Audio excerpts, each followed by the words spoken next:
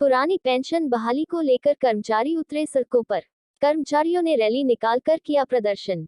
बरेली। पुरानी पेंशन बहाली को लेकर कर्मचारियों ने आयकर विभाग के कार्यालय से रैली निकालकर कलेक्ट्रेट तक प्रदर्शन किया।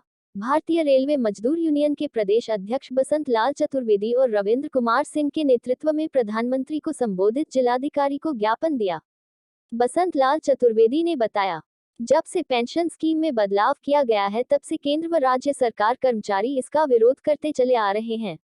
आज भी केंद्र व प्रदेश सरकार के कर्मचारियों ने जॉइंट फोरम के माध्यम से प्रधानमंत्री को संबोधित ज्ञापन सौंपते हुए अपनी 5 सूत्रीय मांगों को रखा है। जॉइंट फोरम के माध्यम से केंद्र व राज्य सरकार कर्मचारियों ने प्रधानमंत्री को संबोधित ज्ञापन सौंपा है और मांग की है कि 1 जनवरी 2004 के बाद भर्ती सभी केंद्र एवं राज्य सरकार के कर्मचारियों को पुरानी पेंशन में सम्मिलित करते हुए गारंटेड पेंशन योजना लागू की जाए। केंद्र एवं राज्य सरकार के सरकारी संस्थानों का निजीकरण एवं निगमीकरण बंद किया जाए। पदों का अंधाधुंध सरेंडर बंद कर आवश्यकतानुसार नए पद सृजित किए जाए। केंद्र एवं राज्य सरकार के स्थायी पदों के विरुद्ध अस्थायी कर्मचारियों को न लगाया जाए। नए श्रम कानून जिसमें कर्मचारियों के हक के विरुद्ध अध्यादेश संशोधित किया गया है उसे निरस्त किया जाए। प्रदर्शन में बसंत चतुर्वेदी, रविंद्र सिंह, सुरेंद्र सिंह मलिक, सुनील जैन, मुकेश चौहान, कामरान अहमद, राजेंद्र दुबे, मुशर्रफ खान, राजकुमार, शिवेश गुप्ता, इंजीनियर विवेक शर्मा, मनोज वर्मा, मोहम्मद हसन आदि लोग उपस्थित रहे।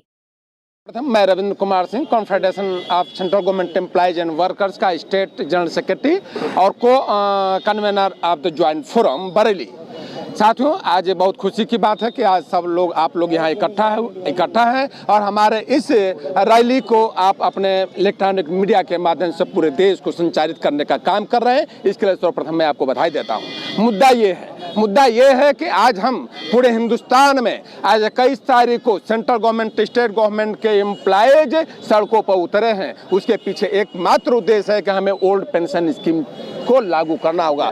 बात इतने तक सीमित नहीं होता है, हम तो इसके बाद भी एक कदम आगे बढ़कर कर रहे हैं कि केंद्र सरकार को अपने बजट सत्र के उसमें ही जो PFRDA एक्ट है उसमें संशोधन करके जिन राज्यों ने उसमें विरोध किया है उसमें सपोर्ट करके और हमें ओल्ड पेंशन स्कीम को लागू कराने में सपोर्ट करना चाहिए। आज जब पूरे हिंदुस्तान में ओल्ड पेंशन स्कीम को लेकर के केंद्र सरकार, राज्य सरकार, रेलवे के कर्मचारी सड़कों पर उतरे हैं तो केंद्र सरकार को, राज्य सरकार को सजग हो जाना चाहिए कि अब ये एम्प्लॉय मानने वाले नहीं हैं और अपने हक की लड़ाई ओल्ड पेंशन स्कीम लेकर रहेंगे। साथियों, हमारे बीच में जैन साहब हैं, बसंत चतुर्वेदी, मैं एक केंद्र राज्य संयुक्त परिषद का जो बरेली का है हमारा, उसका मैं संयोजक हूँ।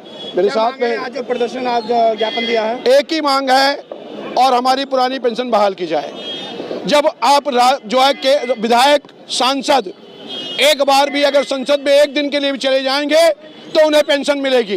तो हम लोग 40 साल, 45 साल काम करने वाले, 42 साल काम करने वाले रेल कर्मचारी और केंद्र सरकार के कर्मचारी, राज्य सरकार के कर्मचारी पेंशन के हकदार क्यों नहीं हैं? हमारा सबसे असली मुद्दा यही है। जब एक राज्य, एक विधान, एक संविधान और एक एजेंडे की बात करते हैं, एक झंडे की बात करते हैं, तो ये कहाँ से न्याय, कहाँ का भारत का संविधान है कि आपको पुरानी और हमें नई पेंशन, ये किस संविधान में लिखा हुआ है? हमें भी नई पुरानी पेंशन दी जाए, यही हमारी मांग है। और एक बात और समझ लीजिए कि इस बार आर पार की लड़ाई है। अगर ये पुरानी पेंशन बहाल नहीं हुई तो सितंबर में अनिश्चितकालीन केंद्र और राज्य सरकार की हड़ताल होगी, पूरा भारतवर्ष बंद होगा। अध्यक्ष राज्य कर्मचारी संयुक्त परिषद। रास्ता छोड़ दो भैया।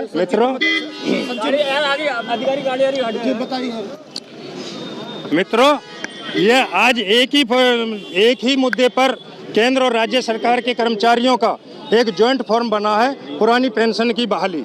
अभी तक जो सरकार कहती थी कि पुरानी पेंशन केंद्र का मुद्दा है, अब कुछ राज्यों ने पुरानी पेंशन लागू करके ये भी साबित कर दिया कि ये केवल केंद्र का मुद्दा नहीं है, राज्य भी अगर चाहे तो उसको दे सकता है। कई 6 राज्यों ने पुरानी पेंशन लागू कर दी है।